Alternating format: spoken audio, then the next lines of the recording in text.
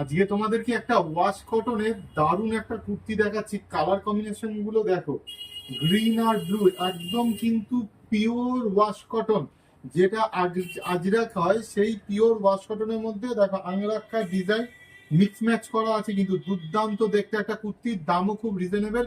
590, 590 টাকা পাচ্ছ এই ওয়াশ কটনের কুর্তিটা। একদম পিওর ওয়াশ কটন, একদম বুটিক স্টাইলের আংরাক্ষা ডিজাইন করা আছে।